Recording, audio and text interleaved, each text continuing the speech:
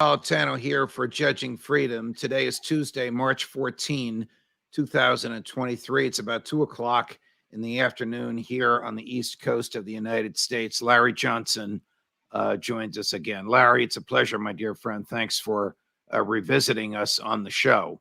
Thanks, Judge. I want to start with breaking news, which just broke a few minutes ago, and that is this confrontation between two Russian fighter jets and an American drone over the Black Sea, according to the version of events put out by the Americans and repeated by mainstream media. I don't know how this could happen, but perhaps you can enlighten us. Yeah, one of the jets dropped fuel on the drone, which disabled it somehow, and then one of the jets clipped the drone's propeller, and then it either fell to the ground or the U.S. called it back. Yeah, apparently it's an MQ-9 Reaper. So it's a larger drone. It's not one of these little tiny ones that you go buy at Radio Shack and then fly around your backyard. Right. Russia's sending a very clear signal.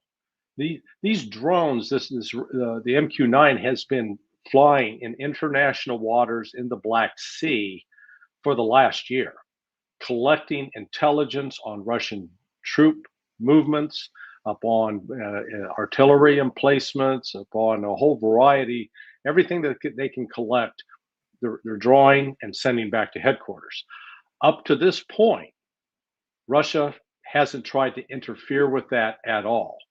Today marks a change, and they're ratcheting it up gradually. They're not, because they could have just blown it out of the sky. You know, they have the technology, the military technology in terms of air defense systems. They could have taken it right out. They're not doing that. It really takes some skilled flying of a pilot to get close enough to clip the propeller on one of those birds and bring it down. It went into international water, so now the Pentagon has got to figure out how they're going to get into the Black Sea to recover it. All right. How do you? What part of the Black Sea is international waters? I guess the great central part of it, far enough off the coast. I mean, it's surrounded by a half dozen countries, the largest of which is Russia itself.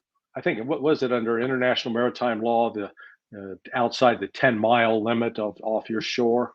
So anything that's 10, maybe it's 20. I'm not precise on that, but it doesn't cover 60 miles. All right. So there is an area there. I think what the United States is going to have to do is call upon some other friendly country, maybe Romania or somebody, to sell out to try to pick it up. But it wouldn't put it past the Russians or the Turks or somebody else to go out and see if they can fish it out of the drink first. Yeah. You're not surprised that it was there, Larry. Oh, no. It's there's a channel on YouTube that tracks all U.S. aviation in that area, and they've been reporting on these drone flights over the last year. So it's been a routine. It's part of a collection pattern. We also have other fixed wing aircraft that are with pilots doing the same thing. Is this Air Force or CIA? This is Air Force. And is the concept? I never heard of this. I'm not an Air Force person, but it's the concept of dumping fuel from the fighter jet onto the drone. Is that a professional way to minimize the drone, or?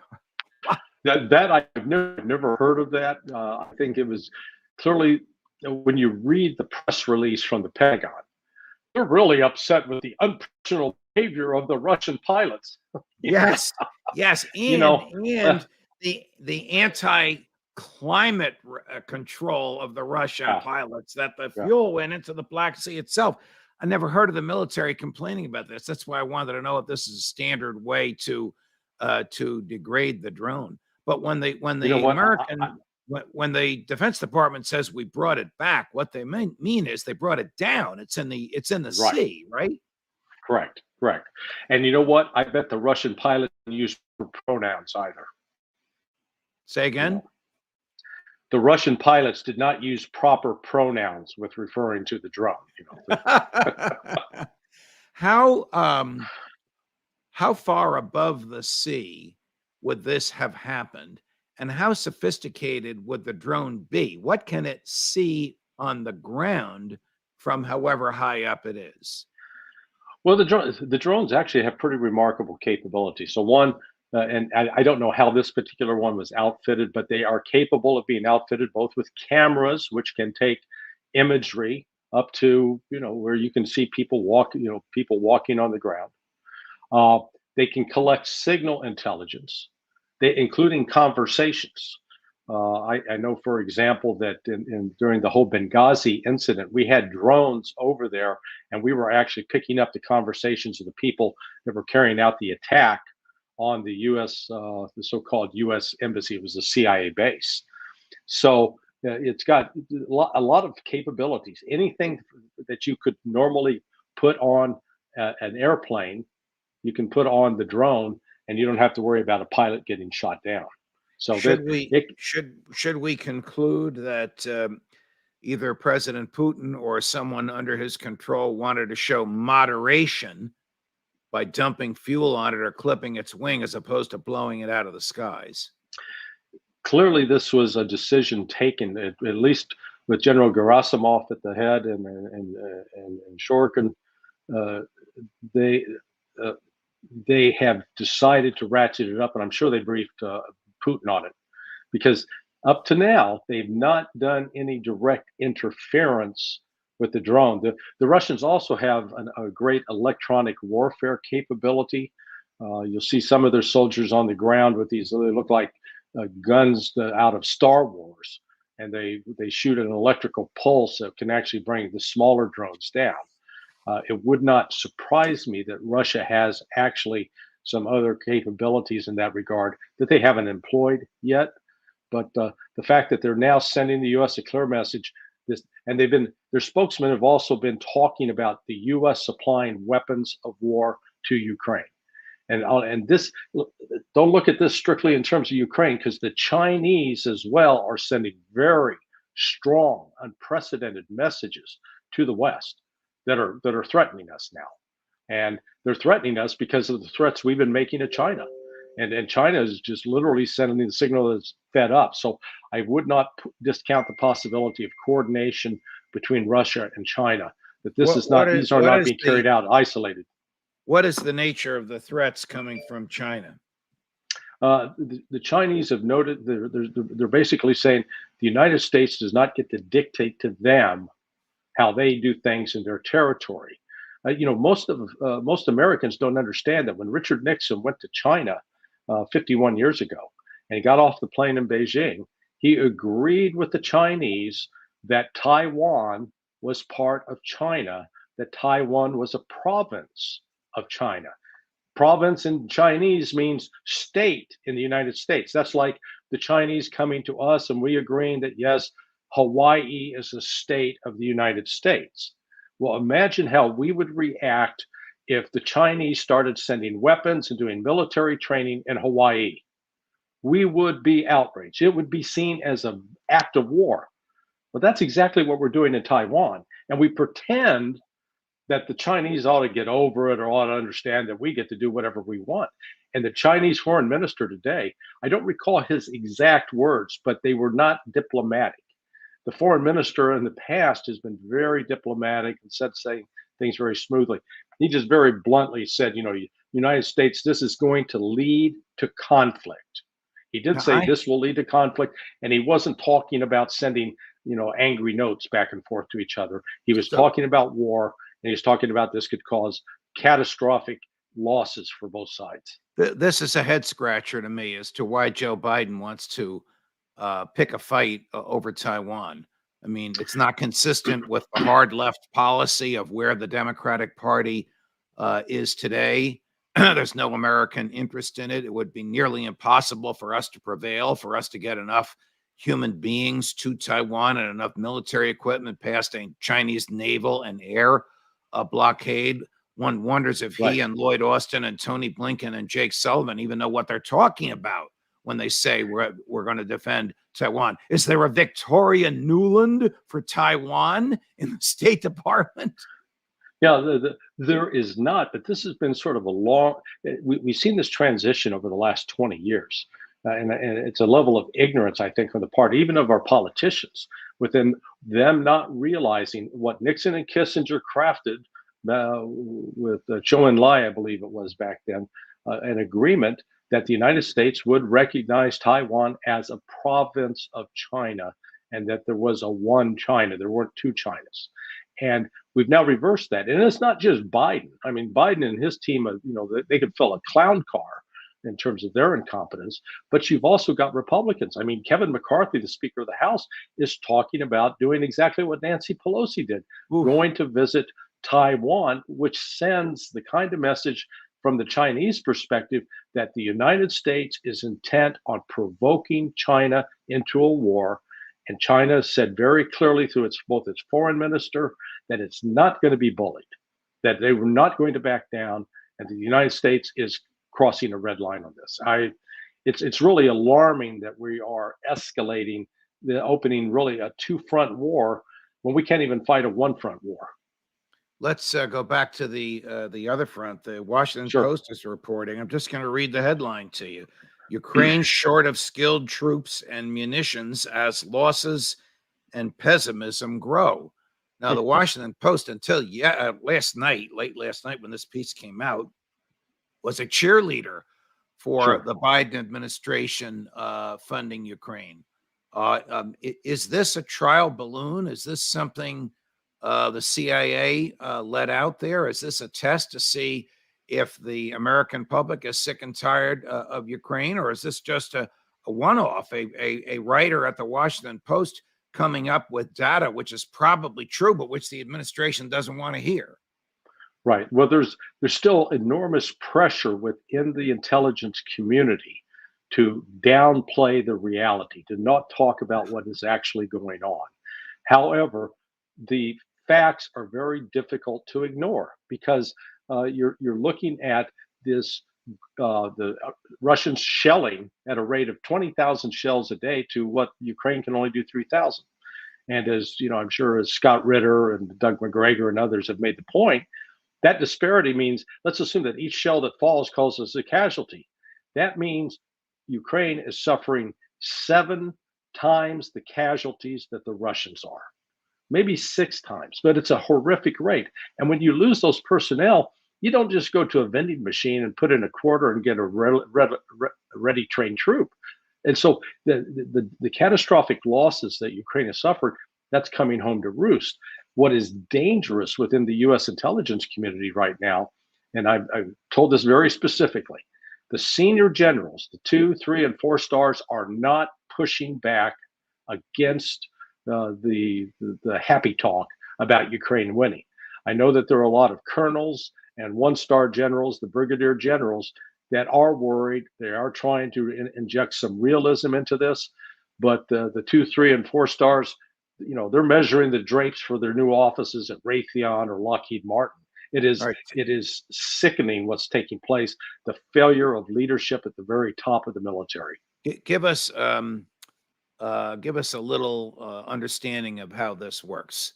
The CIA has officers in the field that gather information from intercepting conversations or from human intelligence, and this is passed along to Langley. Does the Defense Department have its own independent people? Does the Defense Intelligence Agency have its own raw gatherers of data from the field, or does it use what the CIA gathers? Stated differently, are Langley and the Pentagon looking at the same intel or different intel from different American sources? So basically, you've got 4 kinds of raw intelligence that comes in. The State Department will provide messages from its embassy, from its officers saying, here, we've talked to this Ukrainian official and we've talked to these people, these leaders. They send that back. That provides you one source of intelligence.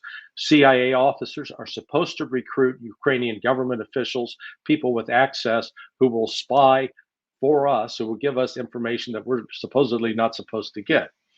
Also, you have defense liaison officers, defense attaches assigned to these embassies. They go out and they collect their own information and they write up their own reports. So an analyst sitting back at headquarters in in McLean, Virginia, is going to sit there and they'll get the human report if there are such reports from the Directorate of Operations at CIA. They'll get the human report from the defense attaché. They'll get the report from State Department in terms of the cable traffic. And then you've got the National Security Agency, which is collecting conversations, emails, anything that's communicated electronically. There's also overhead imagery, but my experience would rarely use that. But the point is that information comes back in. Then you have open source information you can use. What's shocking is there are very few incentives within the intelligence community to use that open source information. In fact, I've been told that things that are appearing open source usually wind up 72 hours, so 2 to 3 days later in some of the intel reports. But that's because they're waiting for it to come through an intelligence source, a classified source. So it is, we really have a broken intelligence system that is pandering to leadership, to the political leaders downtown, telling them what they want to hear, and instead of telling them what they need to hear, what they need to know. That this are war in all of Ukraine is these going off track. are all of these sources? I'll call the CIA civilian and the Pentagon military. Are all these sources civilian and military independently getting data somehow to the White House, or does it all come through the CIA and the president's daily briefing? So if the Secretary of Defense, if the Secretary of Defense, who's a former four-star, Lloyd Austin, is in the White House and hearing the president's daily briefing with the president, is this new to him, or has he seen it or heard it from his own sources? No, it's filtered. So it comes through the raw intelligence comes in, because particularly if it's a clandestine source, then you need to protect the identity so that that person is not compromised and exposed, and you have to go to some links to maybe hide the origin of it, or you put it in a special eyes only, what they call a SAP, special access program, where it would be hand carried by, like Ray McGovern used to do, would hand carry something down to the president and would hand it to the president or to his national security advisor to be read and then taken back, so that there would not be a copy left around. So there are, they can get briefed that way, but there is always a filter of the information coming in. But what happens is the leaders of these organizations, the leaders of the CIA, the leaders of DIA, they're always very sensitive about, well, what's the White House going to think about what we're reporting? And I've seen this in my own experience. Oh, we don't want to take bad news down. They're not going to like that. So let's find a way to soften the blow. And it's like, guys, that's our job.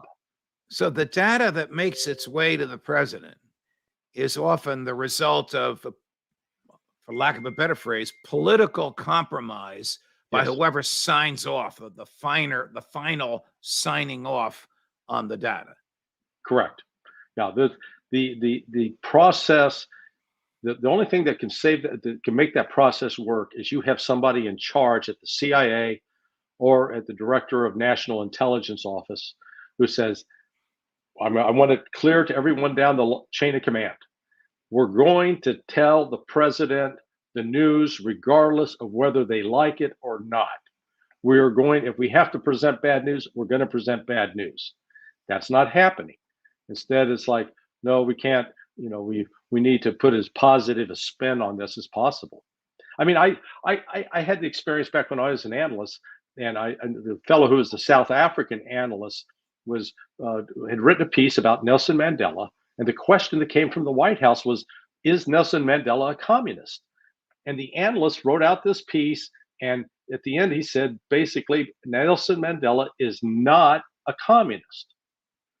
Robert Gates, who was then the director of intelligence at CIA, changed just one word in that conclusion. Not. What do you think that word was? Exactly. Not. Took out the word not, because he knew that the White House wanted to hear that Nelson Mandela is a communist.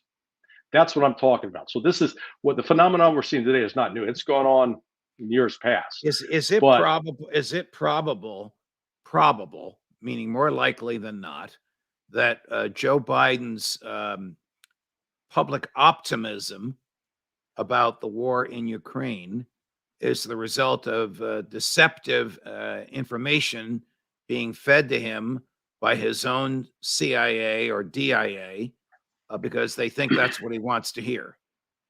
That is the excuse they're going to use when this thing goes sour. But he's smart enough and experienced enough, despite his dementia, to realize that things are not going well, particularly that the United States does not have ample supplies of artillery shells, that we don't have an industrial base that we can turn the key and start, pushing out that material and sending it to Ukraine. That he recognizes that we've got shortages. And when you're not in a position as supposedly the most powerful military on the face of the earth, that you can't even resupply artillery shells within a month, that you're looking at a year and a half timeline, that should tell you something, that you're not what you think you are, and the situation is not as you are presenting it. Is the ability of the United States of America to defend itself in the case of an attack, or an ally that we might be contractually or treaty-wise obligated to defend, being diminished by the massive amount of equipment that we're shipping to Ukraine? Uh, no, because that equipment we're shipping to Ukraine it really can't protect against the attacks that will come upon us. But what it will do is, to the extent that that equipment is used to attack Russia, and if it's used to attack inside Russia, and your listeners need to be very conscious of this, and because I know that there are plans being talked about of having NATO aircraft launch attacks against Russians. If any of those attacks take place on Russian territory, Russia will strike the continental United States with conventional warheads. And this will be the first time in our history, if you ignore Pancho Villa in 1917 and the British burning the White House in 1812, this will be the first time that the continental United States will be attacked, and that we will have cities bombed and we'll have cities on fire. That's where this is headed, because we are on a collision course, not just with Russia, but with China. And this is the most dangerous time. And, I'm old enough to go back to the Cuban Missile Crisis, where we have never been in a more dangerous, precarious time. And the difference is now we're led by a bunch of morons. There's no other way to put it. These people have know nothing of diplomacy, and they are insistent upon provoking and challenging both Russia and China, and we don't have the strength to counter it. I agree with everything you've said. I don't have the background in military affairs to say it with the certainty with which you do, but I know the way you think, and I know the types of resources that you have. Let me ask you, just take a little bit of leap into the political sphere. What is their game plan? What does Victoria Nuland, what is her goal? What is Lloyd Austin's goal? What is Tony Blinken's goal? If they really don't know what they're talking about, right. If we can't fight a one-front war, and they're willing to pick fights which would necessitate a two-front war. Well, they want to destroy Russia. They want to break up Russia. They labor under the belief that if we can just get rid of Vladimir Putin, then that will force a breakup of the current Russian Federation. And there have even been studies done proposing dividing the current Russia into 5 different countries within its borders. And part of that is to get access to the resources. Russia is the richest nation on the face of the earth in terms of natural resources. And the West desperately wants access to them.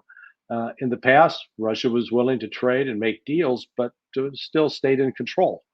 The West doesn't want that. We want them out of the way. And the other aspect is recognizing that if Russia and China get together, it's going to put us at a decided disadvantage. Well, guess what? We're already there.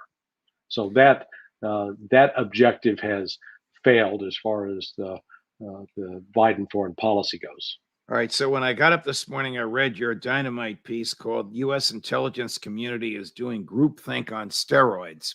Yep. We haven't even gotten to it yet. But I think we'll stop now. We'll do this the next time you're on, because you've given us so much to think about, as you always do. Larry Johnson, thank you very much for joining us. Thanks, Judge. Good to be with you. Judge Napolitano, more as we get it for Judging Freedom.